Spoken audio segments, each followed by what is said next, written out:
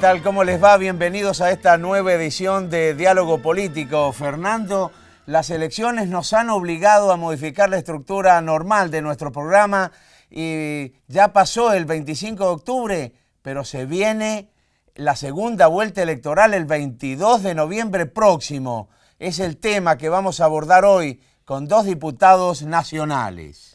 Hay temas que ya están definidos después del día domingo. Uno de esos, el Congreso de la Nación. ¿Qué es lo que va a pasar en el Senado Nacional? A partir del 10 de diciembre, allí en la Cámara Alta va a haber mayoría para el Frente para la Victoria, pero en la Cámara de Diputados de la Nación va a haber todas minorías. Va a ser el lugar donde el futuro presidente va a tener que buscar los consensos y los acuerdos políticos. El desarrollo del programa entonces con las entrevistas a los dos diputados de la Nación. Vamos a analizar en la apertura del programa los resultados de las elecciones del pasado día domingo y cuáles son las proyecciones que hay en la repercusión que va a tener en el ámbito del Parlamento Nacional, porque va a haber balotaje para definir el cargo de presidente de la Nación, Daniel Scioli, Mauricio Macri, pero ya está definido cómo va a quedar conformado el futuro Congreso en la República Argentina. Por eso este tema lo vamos a analizar con el diputado nacional Federico Pinedo. ¿Cómo le va, ¿Qué tal? ¿Cómo diputado? le va? Bueno, en realidad, diputado hasta el 10 de diciembre porque después se va al Senado de la Nación. Termino mandato el 10 de diciembre después de 12 años. Llegué al Congreso con los Kirchner, me voy con los Kirchner. Se va con los Kirchner. Sí. ¿Qué evaluación han hecho en el partido con respecto a las elecciones del domingo pasado? Mi interpretación es que el kirchnerismo estaba mandando determinados mensajes que eran: la Argentina es así, solamente nosotros somos los que podemos gobernar, vamos por todo. Eran todos mensajes de que un grupo minoritario de la Argentina pensaba que se podía quedar con toda la Argentina. Ponían: estos son mis candidatos, si no le gusta lo lamento, vamos a ganar igual. Fue el caso de Aníbal Fernández en la provincia de Buenos Aires, y la respuesta del pueblo fue: no, cualquier político es menos importante que la Argentina, y la gente, el día de la elección, la dueña es la gente, no los políticos. Entonces, eso es lo que se vio, y me parece que eso es lo que definió la elección de la provincia, por un lado. Y en el orden nacional, el mismo clima me parece que lo llevó a Macri muy cerca de Scioli, a diferencia de lo que se preveía en las encuestas, de que iba a haber una diferencia más marcada entre uno y otro, y eso nos deja bien posicionados para la segunda vuelta. Los encuestadores no captaron esta pequeña diferencia que hay entre Daniel Scioli y Mauricio Macri, tampoco captaron el resultado en la provincia de Buenos Aires. ¿Ustedes lo percibían? No en ese volumen. Nosotros percibíamos una semana antes de la elección que Daniel Scioli había empezado a bajar en el porcentaje. Cuando uno está en una campaña, sobre todo una campaña presidencial, y bueno, va subiendo y una semana antes de la elección empieza a bajar, eso significa que hay un problema, ¿no? Indiscutiblemente. Esa bajada de Scioli nos dio la impresión a nosotros que íbamos a estar seguros en el balotaje, pero al final, cuando los primeros cómputos se vieron y estamos nosotros arriba de Scioli, eso fue una sorpresa, sin ninguna duda. En el caso de María Eugenia, nosotros pensamos que iba a estar un poco más abajo, peleando la provincia, sin poder medir el corte, pero el corte de boletas. Pero igual era un poco molesto la gente que argumentaba, y mucha gente del oficialismo también argumentaba, que por más que en las encuestas María Eugenia estaba por arriba de Aníbal Fernández, al final iba a ganar Aníbal Fernández o por arrastre de Scioli o porque la gente no iba a cortar boleta. Y es una manera de decir que la gente es media tonta, que quiere votar una cosa pero termina votando otra. Y la verdad que se demostró que no es así. Usted, como hombre de la política y que ha recorrido parte de la historia argentina, sabemos que hemos ido de un lado hacia otro en materia de política y economía en el país, como un péndulo. Eso se lo escuché varias veces al diputado Ignacio de Mendiguren. Un eventual gobierno de Mauricio Macri, ¿volveríamos a correr el péndulo hacia el otro extremo? Yo creo que Néstor Kirchner tuvo una visión seria de la economía. Y entonces Kirchner decía que hay que gastar menos de lo que uno recauda. Hay que vender más de lo que uno compra. Eso se le llamaban los superávit gemelos. Y después hay que tener un tipo de cambio competitivo. En la gestión de Cristina Kirchner, que fueron, en vez de 4 años de Néstor, fueron 2 mandatos de 8 años en total de Cristina, pasó al revés. Empezamos a gastar más de lo que nos entraba, empezamos a prohibir las compras para no comprar más de lo que vendíamos. Se profundizó esto de ponerle impuestos a las ventas de la Argentina, a las exportaciones, bueno, una cantidad de errores graves que terminaron en una economía muy golpeada, muy herida, ¿no? El próximo gobierno va a recibir, después de la mejor década en 100 años de la Argentina, del valor de los productos que la Argentina vende, vamos a entregar un Banco Central sin reservas. Una cosa increíble. El Banco Central debería tener 100, 200 mil millones de dólares de reservas y tiene nada, no va a tener nada, probablemente no tenga nada. Así que eso es una muestra nomás de... Claro, ¿y cómo se revierte esa situación? Es muy difícil, es muy difícil. El próximo gobierno, si genera mucha confianza en mucha gente, va a haber mucha más gente que quiera venir a la Argentina a invertir que gente que se quiere escapar de la Argentina. Cuando la gente se quiere escapar de la Argentina y compra dólares para escaparse, el dólar sube el precio. Y cuando mucha gente quiere invertir en la Argentina y trae dólares a la Argentina para transformarlos en pesos e invertir, el dólar baja el precio. Entonces lo que tenemos que lograr es que los dólares entren y eso requiere mucha confianza. Pero es difícil, ¿no? Claro, claro. De cara al balotaje, ¿qué mirada tienen? ¿Cómo sería la recomposición con otras fuerzas políticas? ¿Qué es lo que busca ahora el PRO para poder ganar en esta segunda vuelta? Yo creo que estamos cómodos porque nosotros tenemos una concepción de la democracia que es distinta de la que tiene el kirchnerismo. Nosotros creemos que hay que respetar la opinión del otro, distinta que la nuestra, que hay que construir sobre las coincidencias y no marcar las diferencias.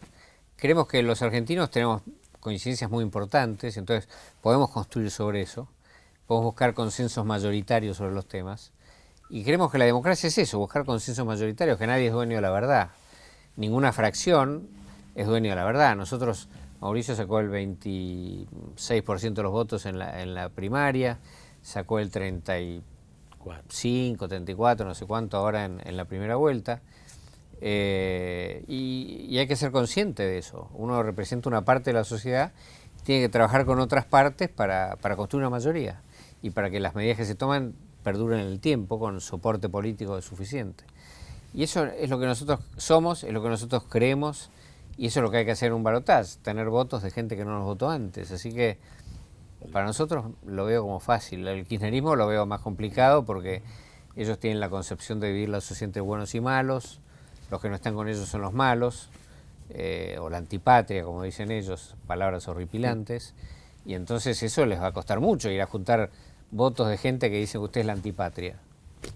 Diputado, más allá de lo que usted señala sobre el kirchnerismo, en el caso de gane Daniel Scioli, o más allá de lo que usted dice sobre Mauricio Macri, en el caso que gane la presidencia, el Congreso va a ser un Congreso que va a tener que buscar consensos, por lo menos la Cámara de Diputados. Sí, en la Cámara... los números ya son conocidos. Claro. El kirchnerismo, peronismo va a tener más o menos 117 diputados.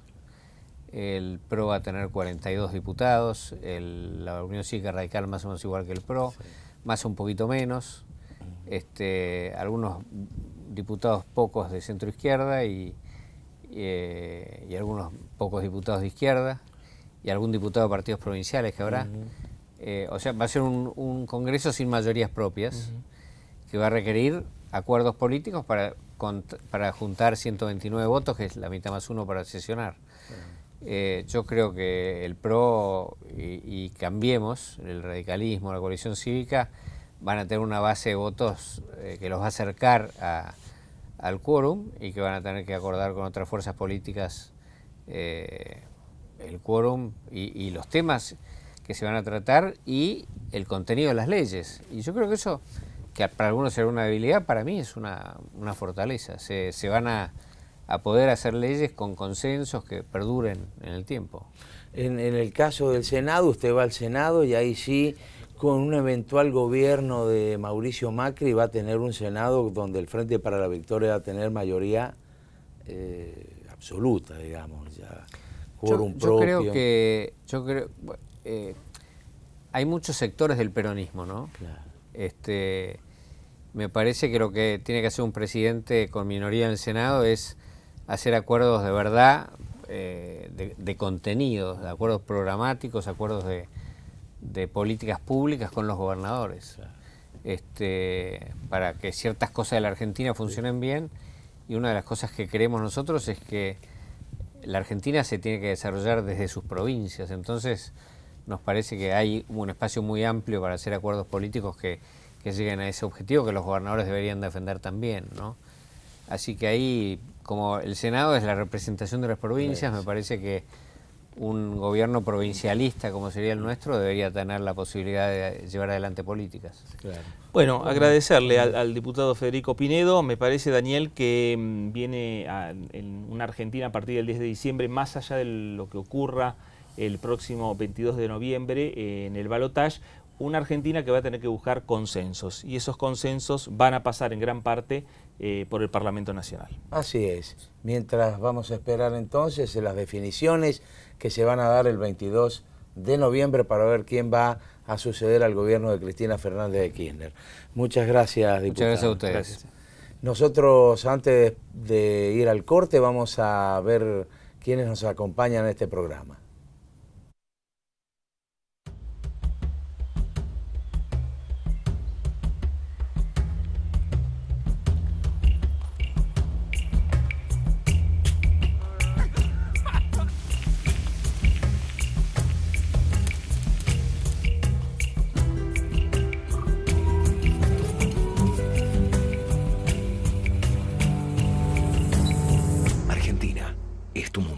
Date una vuelta.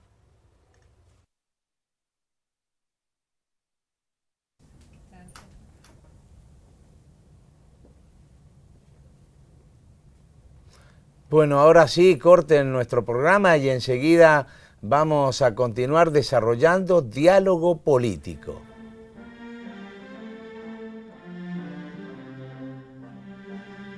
Nuevo bloque de diálogo político, y en los días postelectorales del Parlamento Nacional, uno de los temas centrales de la Cámara de Diputados tiene que ver con los derechos humanos, y por eso está junto a nosotros el diputado nacional Remo Carlotto, presidente de la Comisión de Derechos Humanos de la Cámara Baja. ¿Cómo le va, Carlotto? Bien, muy bien, muchas gracias por la invitación.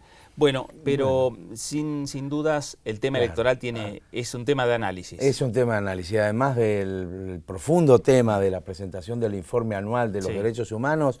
Vamos a comenzar esta charla entonces hablando del tema de las elecciones. ¿Qué evaluación hace de las elecciones del domingo?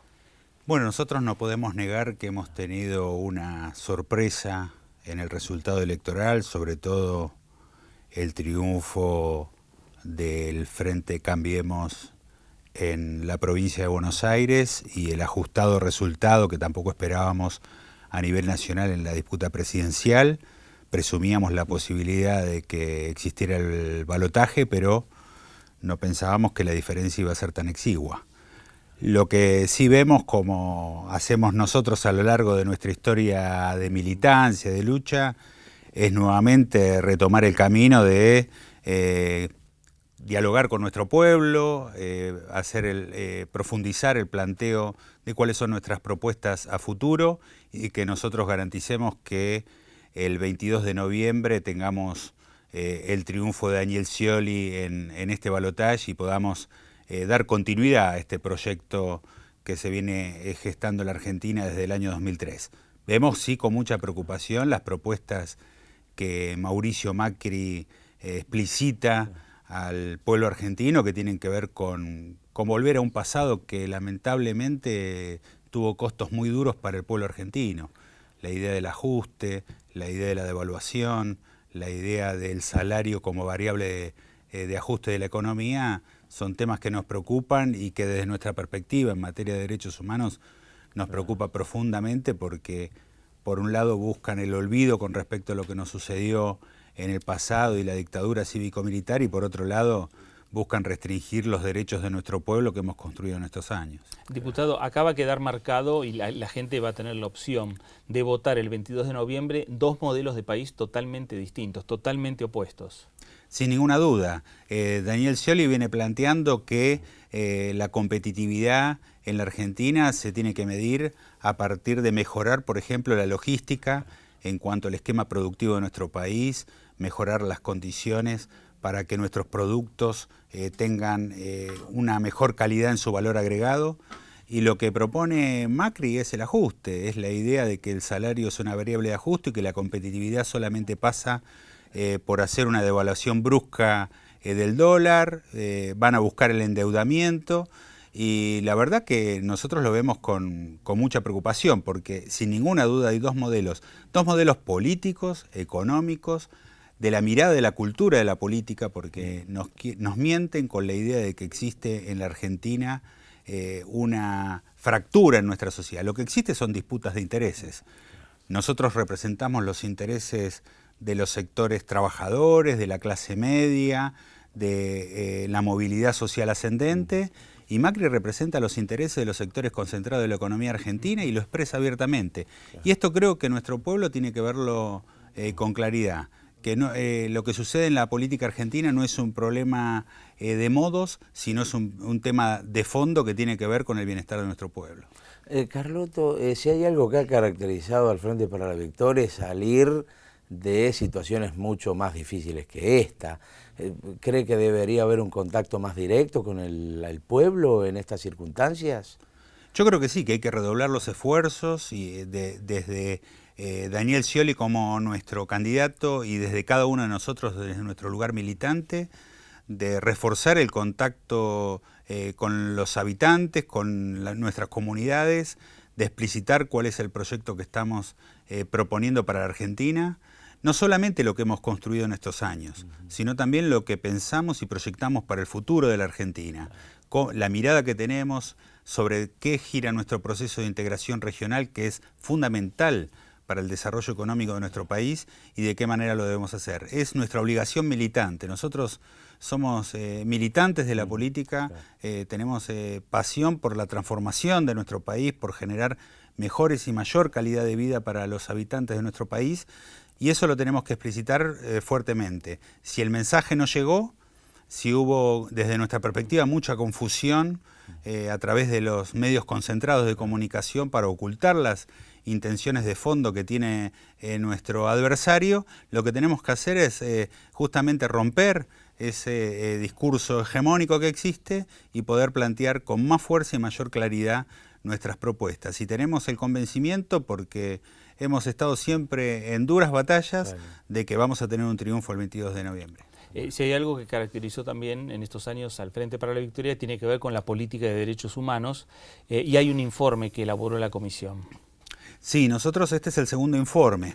Lo que nosotros hicimos, hablando con el presidente de la Cámara, con Julián Domínguez, era de trabajar el esquema federal en materia de derechos humanos. La Argentina como país federal tiene sus políticas nacionales y el desarrollo de sus políticas en cada una de las provincias. Acercamos la Comisión de Derechos Humanos a todo el país y tomamos una ley que no había sido puesta en ejecución, una ley que había impulsado Juan Pablo Cafiero en el año 99, de elaboración de un informe anual en materia de derechos humanos por parte del Congreso de la Nación.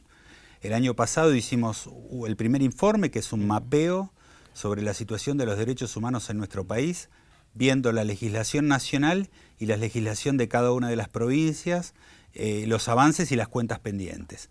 Eso es un instrumento para uso de la legislatura nacional, pero también un instrumento para cada una de las legislaturas en las provincias. ¿Y qué refleja ese informe que van a presentar en la Argentina de hoy? Ese informe lo que expresa es la disparidad de políticas que tenemos a nivel nacional y en ejecución en cada una de las provincias.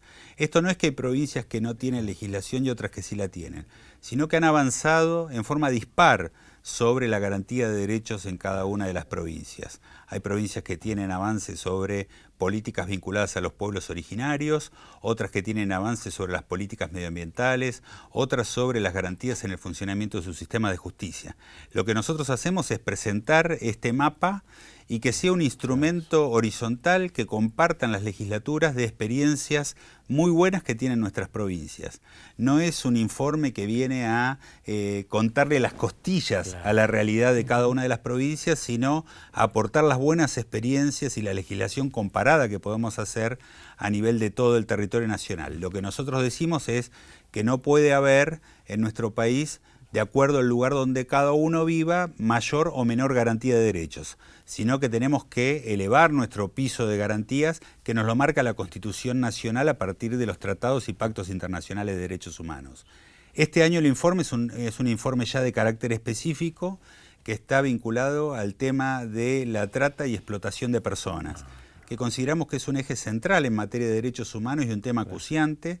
Sobre todo lo vemos en dos ejes centrales, que son la explotación sexual y la trata laboral, que la vemos muy conocido y muy visualizado en lugares como la capital federal a partir de los lugares de confección de prendas de vestir clandestinos, o lo vemos también en la explotación laboral en el campo, fundamentalmente de los trabajadores golondrina, y de las condiciones inhumanas en las cuales se trabaja, y ni hablar en los casos de explotación sexual y lo que tiene que ver con estas realmente redes criminales que existen. Entonces el informe también hace un mapeo sobre esta situación y genera estos mismos instrumentos de diálogo con las legislaciones y las legislaturas provinciales para ir modificando esta realidad a lo largo y a lo ancho del país. Bueno, muy bien. Este informe se presenta en el Parlamento Nacional y va a tener repercusión en las diferentes legislaturas también de la República Argentina. Claro, nosotros recabamos información de las legislaturas provinciales y después les enviamos el informe a cada una de las legislaturas y buscamos trabajar una agenda compartida. Claro. Por eso para nosotros la presencia de la Comisión en las distintas provincias es de fundamental importancia, porque tenemos que interactuar fuertemente con los parlamentos provinciales y generar este funcionamiento federal que nos planteó el presidente de la Cámara.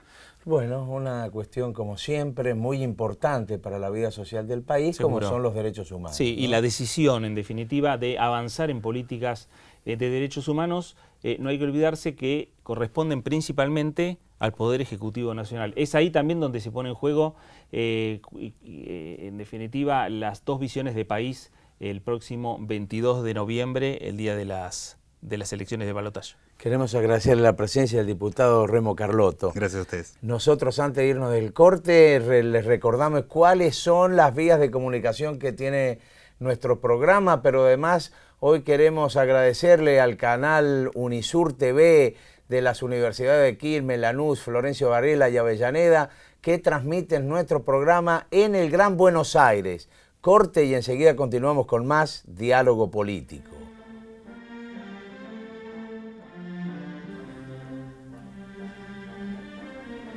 Tercer bloque de Diálogo Político.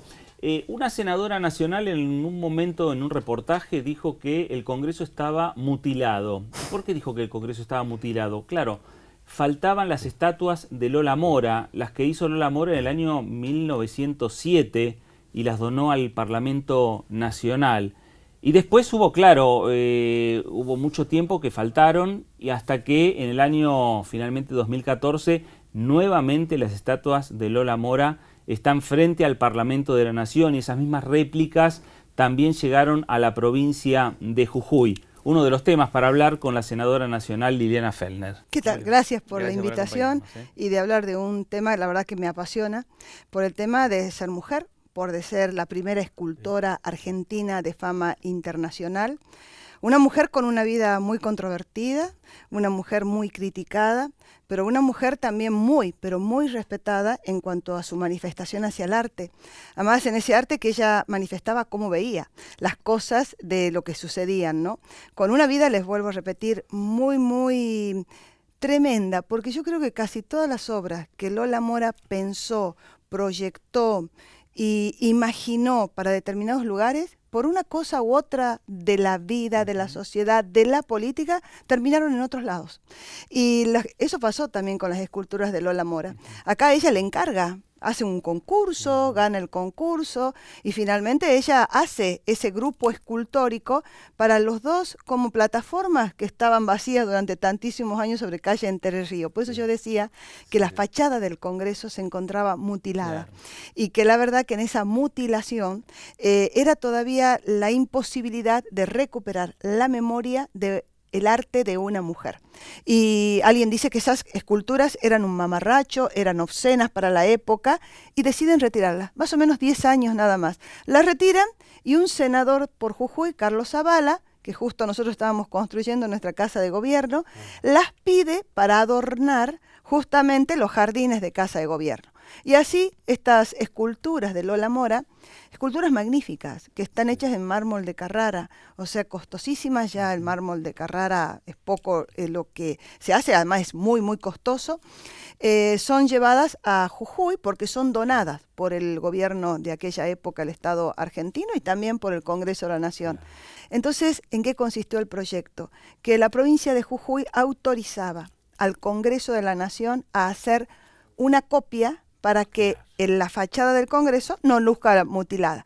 Pero a cambio de esa autorización, otras réplicas para Jujuy, para que Jujuy pueda poner donde deben estar las esculturas de mármol de Carrara de tanto tiempo, que es en un museo, bajo techo, a resguardo, etcétera. Y después que para mí fue yo creo que para todos, un orgullo cuando ese 1 de marzo, junto con la presidenta, pudimos inaugurar y ya terminar con eso que alguna vez yo había dicho con toda fuerza, de que el frente del Congreso de la Nación se encontraba mutilado. Claro. Y también yo decía que esto era, y lo sigo diciendo, es recuperar la memoria y en lo que debe ser el respeto al arte, a la manifestación artística y sobre todo a la mujer. Claro, y recuperar también parte de la cultura, un resarcimiento a la cultura de la provincia, ¿no? Alguien me dijo, bueno, pero ¿por qué? Dice, tomen, y había algunos proyectos en Jujuy dando vuelta, tomen estas esculturas, las de mármol de Carrara, las originales, llévenlas adentro de un museo y ya está. Pero hay una imagen que nosotros tenemos en nuestra retina, una fotografía de la ciudad.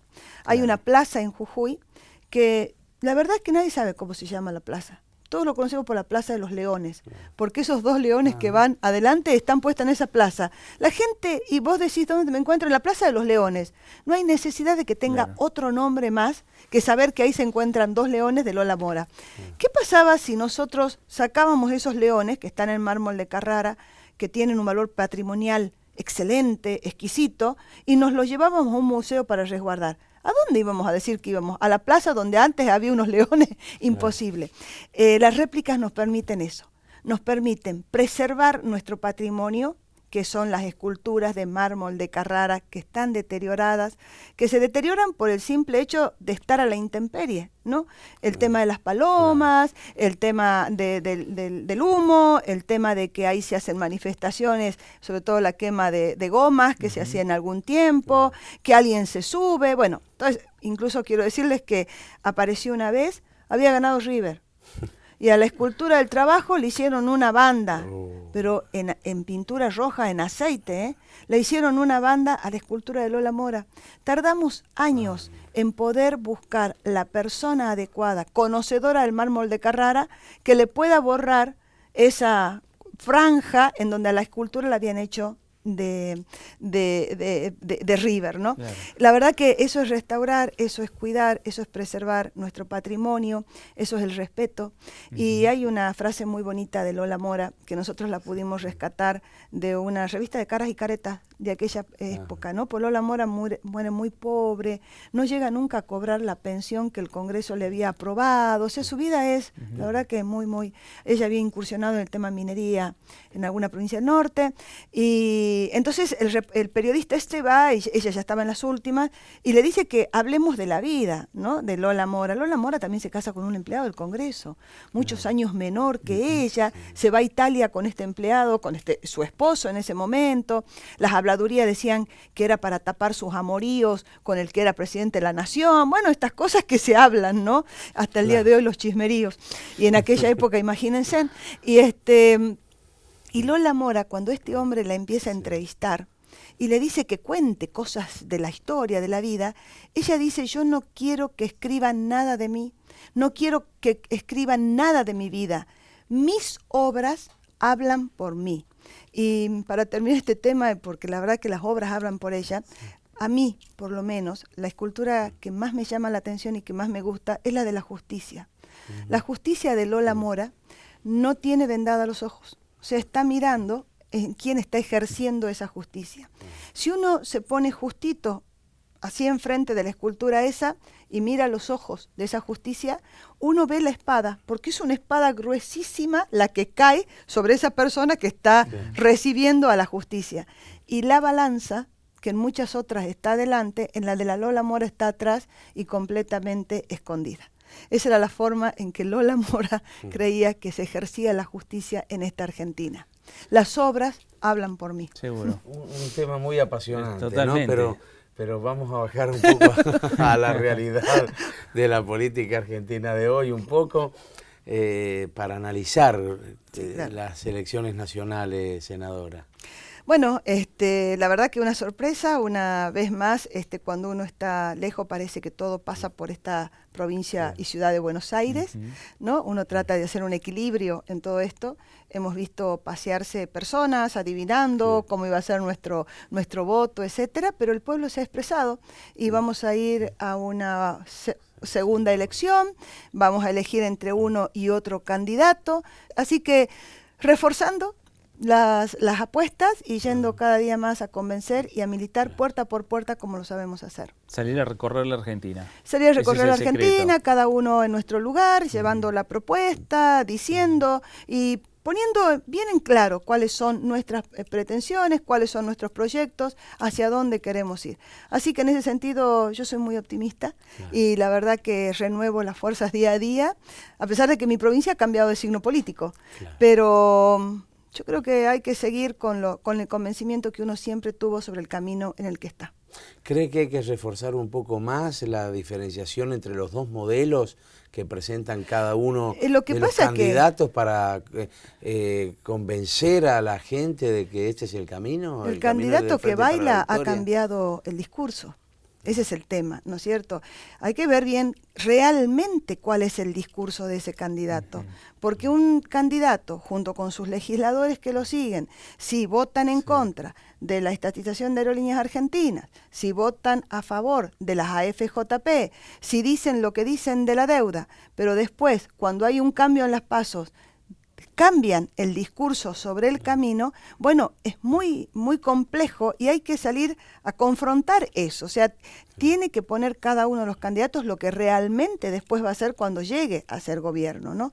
Así que en ese sentido, muy, muy puestos en la militancia y en las esperanzas, claro que sí. Reforzando fuerza. Si llega a haber un gobierno de otro signo, ¿el resguardo de todo lo conseguido en estos 12 años va a ser el Congreso Nacional?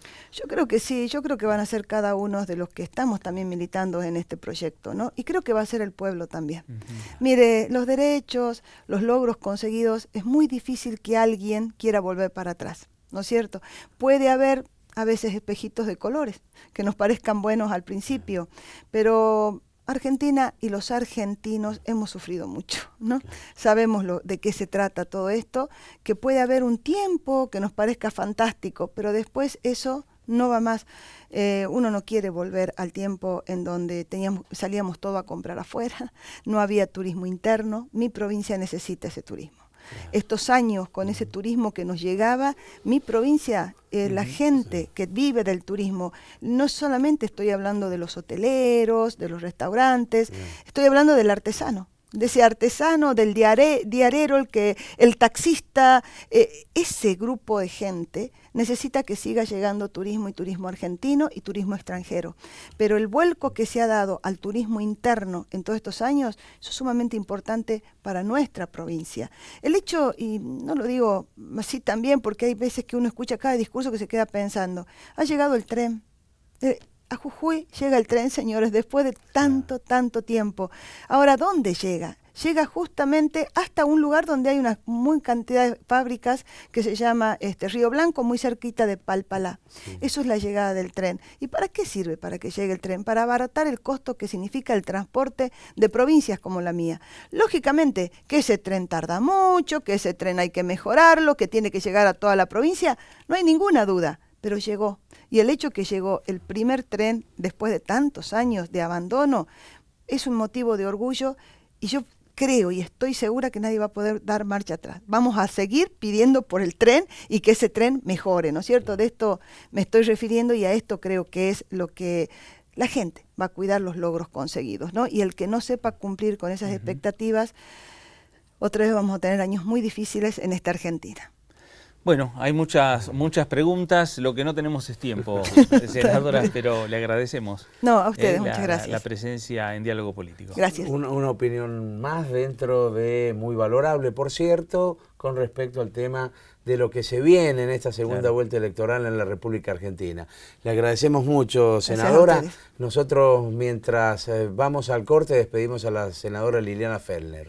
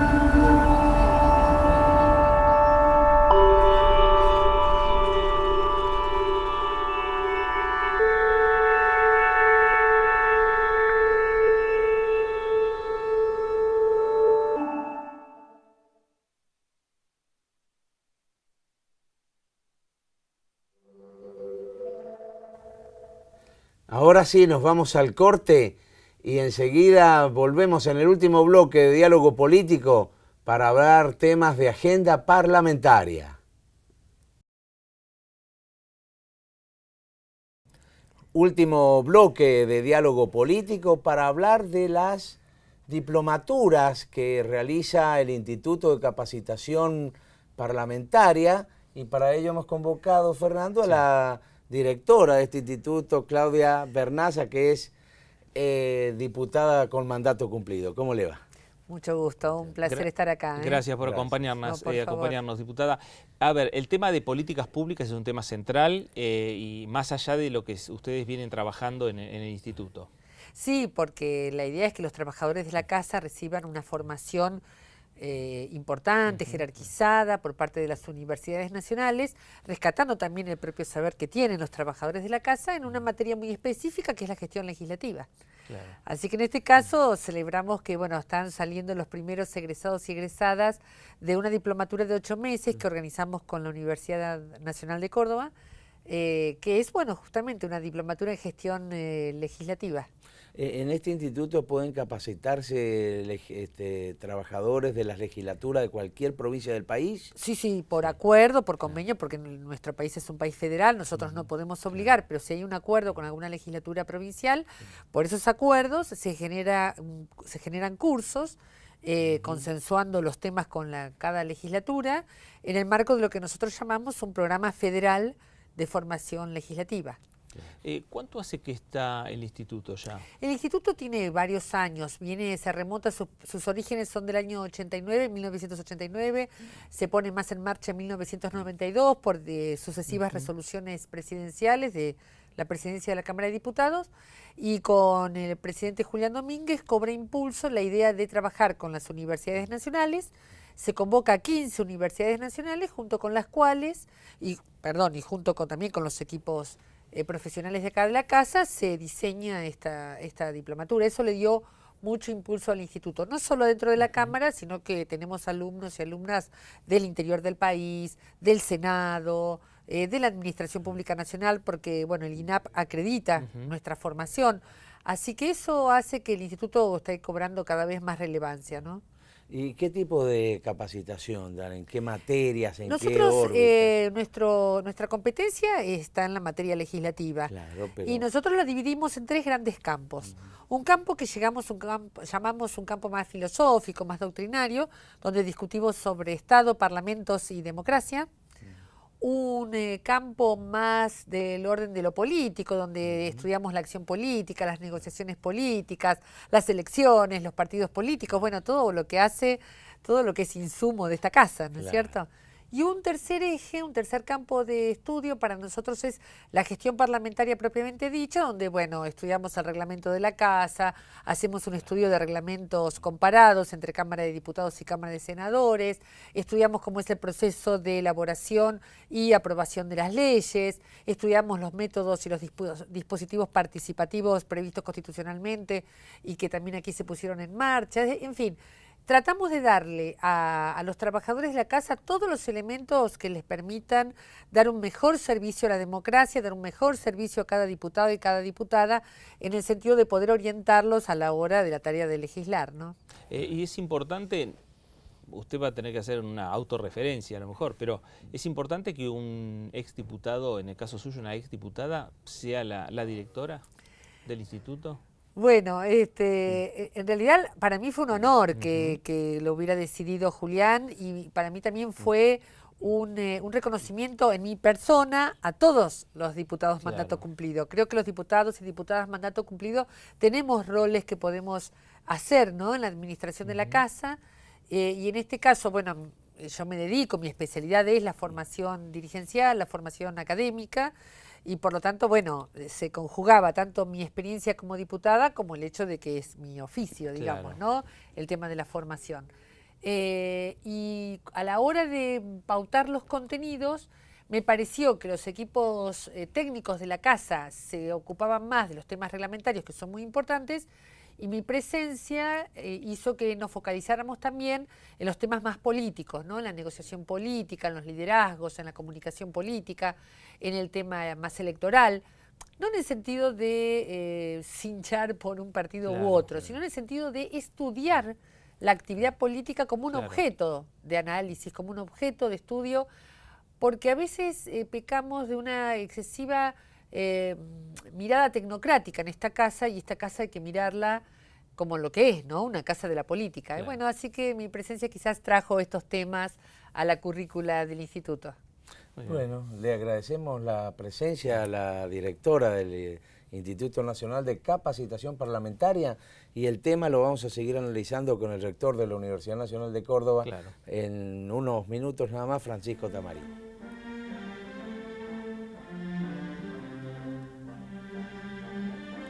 Continuamos dialogando, tratando el tema vinculado con las diplomaturas del Instituto de Capacitación Parlamentaria, en este caso con el rector de la Universidad Nacional de Córdoba, Francisco Tamarí. ¿Cómo le va? Muy buenas tardes. Muchas gracias por la invitación. ¿Cuál es la función que tiene la Universidad Nacional de Córdoba en el otorgamiento de estas certificaciones de las diplomaturas? Es la Universidad de Córdoba la que certifica. En realidad es un trabajo conjunto que se coordina junto al Instituto y la Universidad de Córdoba, pero participan docentes de 15 universidades nacionales de todo el país, principalmente de la región del conurbano, pero también hay más distantes que nosotros.